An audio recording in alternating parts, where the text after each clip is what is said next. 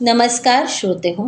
मी अर्चना रवींद्र शिर्के माऊली कथाकथनमध्ये तुमचे पुन्हा एकदा स्वागत करते. आपण ऐकत आहोत मैना. लेखक देवदत्त पाटील. परवाची गोष्ट. त्या दिवशी जाधवांची बेबी आणि कचऱ्याची शकू दोघी जनावरं हिंडवायला आल्या होत्या आणि मैना त्यांच्याबरोबर एका झाडाबुडी गायगदीनं खेळत बसली होती. शिव्या, गोंद्या, खंड्या आणि किशा जांभळाच्या झाडावर चढले होते. पिकली जांभळं भरपूर खाऊन झाली होती. किशानं महिनेसाठी सदऱ्याचा खिसा भरून जांभळे घेतली होती. फांदीवर खाली पाय सोडून पोरांचा गप्पा चालल्या होत्या. किशाच्या छातीवरचा टम्म भरलेला खिसा बघून खंड्यानं विचारलं, काय र किशा, जांभळं कोणासाठी र? असंच कोणासाठी तरी का? मला ठाव हाय. सांग बघू मग, शिव्या बोलला. इतक्या बी कळत नाही का तुला लेका? अजून तू अंड्यातनं बाहेर पडला नाहीस, खंड्या म्हणाला. आपल्याला फार महत्वाची गुपित गोष्ट ठाऊक आहे असा त्याचा आविर्भाव होता. तू अंड्याबाहेर पडलायस नव? मग बोल की तू. सांगू का किशा? सांग सांग, किशा म्हणाला. महिनेसाठी. खरं का नाही? वयच मग. त्यात काय एवढं विशेष आहे र? गोंद्यानं न उमजून विचारलं. तू बी अजून बच्चा आहेस लेका. किशा, महिनेलाच का देणार आहे जांभळं?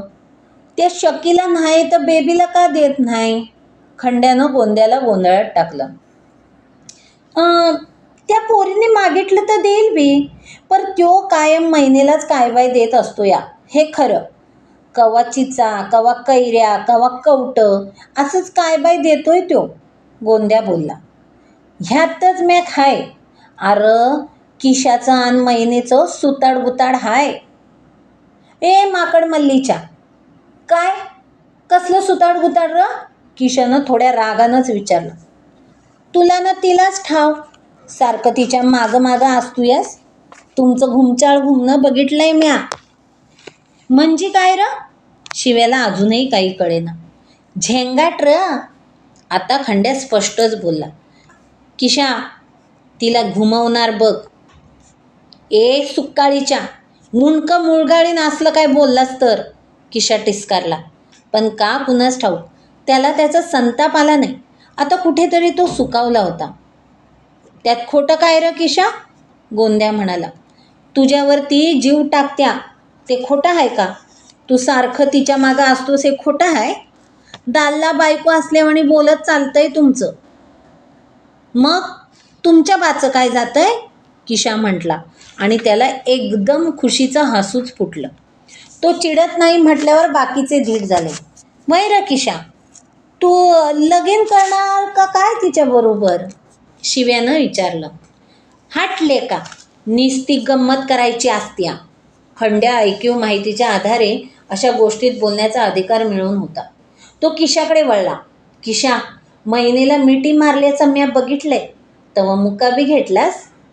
गाप बस, आईला तुमच्या, म्हणत किशानं फांदीवरनं सरळ खाली उडी घेतली होती. तेव्हापासून त्याच्या ध्यानात आलं की महिनेची आपल्याला ओढ वाटते. म्हणजे तिला स्पर्श करावा, मिठी मारावी, मुका घ्यावा आणि छातीशी कवटाळून धरावं आणि असंच काहीतरी करावंसं वाटतं. अशा गोष्टीचं थोडंफार ज्ञान त्याच्या कानांनी डोळ्यांनी मिळवलं होतं. तो 15-16 वर्षाचा तगडा पोरगा होता आणि तारुण्याची काळी लकेर त्याच्या ओठांवर हलकेच अस्पष्ट अशी उमटू लागली होती. कोवळी वासना रक्तात हळुवारपणे लहरू लागली होती. ती यौवन शक्ती व्यक्त होण्यासाठी वाटा शोधित होती. आजवर दोस्तात तो रमला होता आणि पोरींच्याकडे पाहण्याची वेगळी नजर त्याला लाभली नसल्यानं त्यांनाही तो दोस्तांपेक्षा वेगळा समजत नव्हता. आता मात्र, गप्प कार, बोल की, महिनेनं किशाला कोपरानं ढोसललं तसं तो भानावर आला.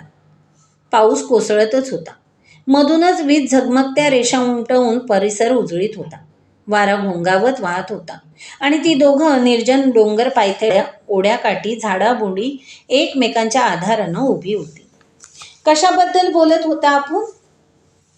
त्यानं विचारलं. मला काय ठाव, तुला उभ्यानं झोप लागली ती का काय र? तसं नव्हं, पर महिने, पोरं काय वाटेल ते बोलत्यात बघ. कशाबद्दल? अं, त्याला वाटलं आपण उगीच तो विषय काढला. नाही, सहज अभावितपणेच तो विषय तोंडी आला. पण आता बोलावं की नको या संभ्रमात तो थांबला. अरे कशाबद्दल बोलत्यात पोरं? म्हणजे माझ्याबद्दल म्हण की, आणि तुझ्याबद्दल बी. तुझ्या माझ्याबद्दल? तिनं नवलानं विचारलं. काय बोलत्यात र? म्हणजे तिला कुठल्या शब्दात सांगावं ते त्याला लवकर कळेना. अरे बोल की, आज काय झालंय तुला? सारखं गप्प व्हायला लागलायस तो? नाही, म्हणजे तुला मी काय तर देतो का नाही त्याबद्दल. तुझ्याबरोबर मी सारखा असतो म्हणून. अरे पण ह्यात पोरांनी बोलण्यासारखं काय हाय? पोरं बी आपल्या बरोबर असतातच की. ते झालं, पर कोण भाड्या बोलतोय? सगळीच. नाही, त्यो खंड्या ग. त्याच्या बाचं काय बिघडतंय तू माझ्या संगट फिरलास तर? आपण दाल्ला बायकू आणि तो एकदम गप्प झाला. दाल्ला बायकू? ती उद्गारली आणि तिला एकदम हसू फुटलं. तिला त्या कल्पनेची गंमत वाटली. किशा आपला नवरा आणि आपण त्याची बायको. नाही, पर आबा नोकरीवाला नवरा करून देणार आहे असं म्हण. श्रीमंत असलेला, शहरात राहणारा. तिथं आपल्याला कसली बी कामं करावं लागणार नाही म्हण. पण काम करायचं नाही म्हटल्यावर करायचं तरी काय? हातावर हात बांधून की गुडघं मिठी घालून गप्प बसून राहायचं? किशा, शहरात काय काय असतं र? तिनं एकदम विचारलं. तुला हे मधीच काय आठवलं? सांग की. मी नुसतं इक्रमनगर बघितलंय, एक डावच. तू जातोयस नव? म्हणजे बाजारला ते जातोयसच की. इक्रमनगरच काय, मी पुण्याला सुधीक जाऊन आलोय बाबा संगट. कोल्हापूर आणि सांगलीला तर 2-2 डाव जाऊन आलोय. मी एक डाव सुधीक नाही गेले बघ. शेरच बघितलं नाही. मी बघितलेलं मोठं गाव म्हणजे इक्रमनगर. रूपाच्या लग्नाला वराडातनं गेलते तेव्हा बघितलेलं. इक्रमनगर कसलं मोठं गाव? खेडच आहे ते. अगं शेर म्हणजे लई लई मोठं गाव असतं या. आपल्या गावची सगळी माणसं एका घरात राहतील एवढ्या मोठ्या इमारती असतात.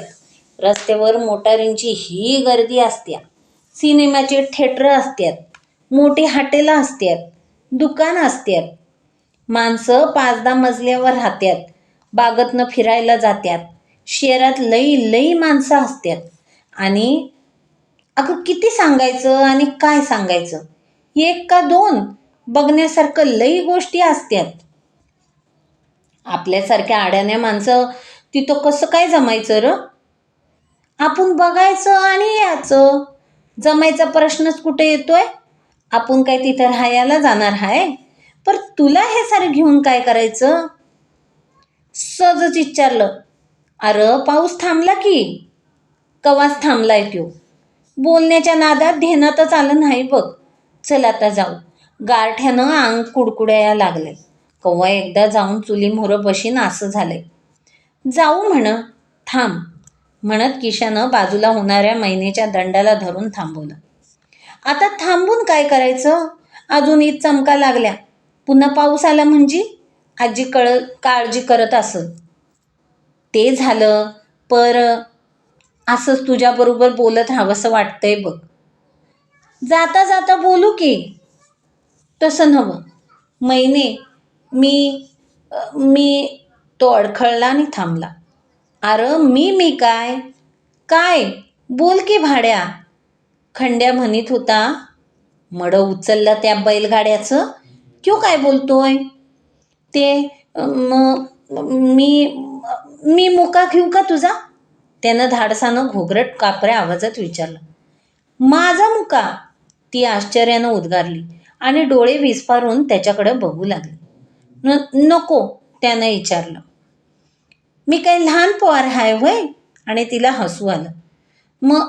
म्हणजे दाल्ला बायकोवानी, तो स्पष्टीकरण देऊ लागला. काहीतरीच बोलतोय भाड्या. दाल्ला बायको काय मुकं घेत्यात? किशाच्या छातीत धाडधाड वाजत होतं आणि मैना अगदी शांत सहजपणे बोलत होती. घेऊ का सांग की. तू घे म्हटलीस तर घेतो. श्याना हायस. एक डाव. आता काय करावं बया. काय घाईकुतीला आलायस. तुला माझा मुका घ्यायला आवडतंय व्हय.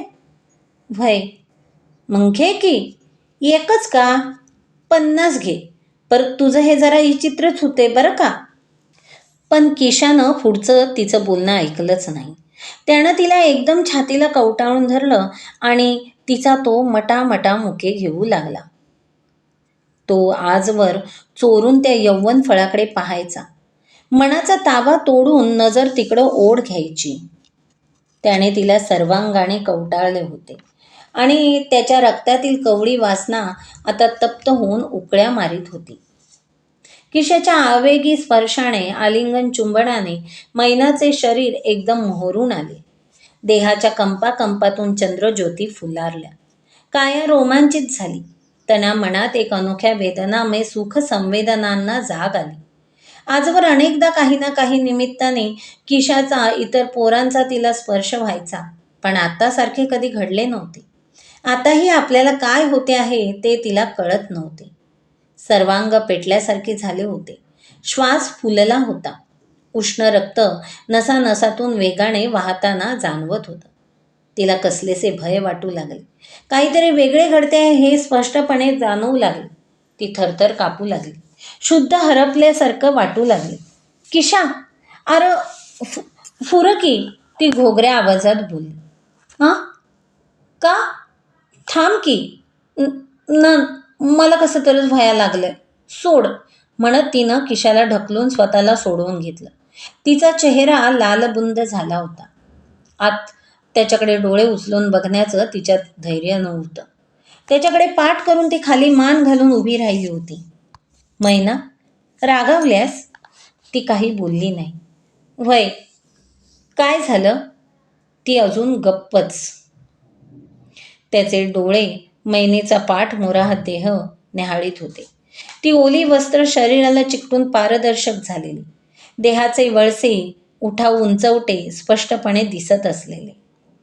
मैनेची कमनीय शरीरयष्टी, किंचितची मांसल, त्यावर यौवनाची झळाळी. किशाच्या भावना उचंबळून आल्या. तिला पुन्हा कवटाळावी आणि पण ती रागावेल हे भय. काय झालं. बोल की. ती निशब्द निश्चल. तूच म्हटलीस 1 का 50 मुकं घे. तू तू पुण्याडा वासन नाही करायचं. ती घोगरट हळू आवाजात पुटपुटल्यासारखी बोलली. बरं, नाही करत. चल आता. म्हशीला आणि रेडीला पुढं घालून ती चालू लागली. किशानं लाकडाची मोळी डोक्यावर घेतली होती. आता मघाचा मनावरचा ताण कमी झाला होता. तरीही मैना फारसं बोलत नव्हती. आपण काहीतरी चूक केले आणि मैना रागावले या विचारानं किशाचं मन खात होतं, म्हणून तोही गप्पच होता. पाऊस थांबला होता. वाराही पडला होता. झाडं निश्चल स्तब्ध होती. आभाळातली ढगांची गर्दी मात्र हटली नव्हती. अधूनमधून अजूनही वीज चमकत गुरगुरत होती. डोंगर उतारावरून माळरानातून अनेक ओहोळ ओढ्याकडे धाव घेत होते. ओढ्याचं पाणी धाडधाड आवाज करीत वाहत होतं. म्हैस आणि रेडी घरच्या ओढीनं भराभरा चालली होती. मैनेची पावलं मंदावली. दाट झाडीच्या टापूत म्हैस गेली. रेडी तिच्या पाठोपाठ होतीच. कासराभर अंतरावर किशा आणि मैना. आणि अचानक म्हैस एकदम पळत झाडीतनं बाहेर पडलेली दिसली. पुढच्याच क्षणी रेडकू तोंडात धरून ओढत डोंगराकडे जाताना त्या झाडेच्या दुसऱ्या बाजूला बिबट्या दिसला. किशा, वाघ. मैना किंचाळली. किशानं मोळी खाली टाकून बघितलं तर बिबट्या रेडकाची मान पकडून डोंगराच्या झाडीत जातो. दोघं स्तंभित होऊन क्षणभर जागीच खेळले. माझी रेडी नेली की र. आणि मैनेला एकदम रडू कोसळलं. किशाला काय करावं कळेना. काय करायचं आता. आता वाघाच्या मागं लागून उपयोग नाही. आपल्याच जीवाला धोका. मैनेला रडू आवळेना. वाघानं तो कवळा जीव तिच्या डोळ्यापुढंच नेलेला. त्यानं आज डाव साधला. तिच्या हातापायातलं बळ सरलं होतं. समोरासमोर भेटला असता तर तिनं प्राणपणानं आपल्या जित्राबाचं रक्षण केलं असतं. बिबट्यांचा, लांडग्या, कोल्ह्यांचा डोंगरात तसा अधूनमधून वावर असायचा. गावडीच्या लोकांना त्याचं फारसं भय वाटत नसे. क्वचितच बिबट्या माणसावर हल्ला करायचा, जखमी करायचा. शेळी, मेंढी, कधी वासरं, रेडकू पळवायचा. एखाद्या वेळी मोठ्या जनावराचीही शिकार व्हायची, पण क्वचितच असं घडायचं. आज या बिबट्यानं मैनेचं रेडकू पळवलं होतं. मैना रडत होती. आता रडून काय उपयोग? चल, आज मुडद्यानं दावा साधला. ती रडू आवरत बोलली, डोळे पुसून चालू लागली आणि एकदम ओटीपोटात दुखू लागलं. दोन्ही मांड्यांमधून कळा खाली सरू लागल्या. कसं तरीच होऊ लागलं. घरात गेल्या गेल्या आधी तिनं आपल्याला काय झालंय बघितलं. काय झालंय ते आजीला सांगितलं. पोरी, आता मातूर तुझं लगीन करायला पाहिजे बघ. नाणं आलं माझ्या मैनेला, म्हातारी बोलली आणि पदूर आलेल्या नातीकडं कौतुकानं बघत बसली.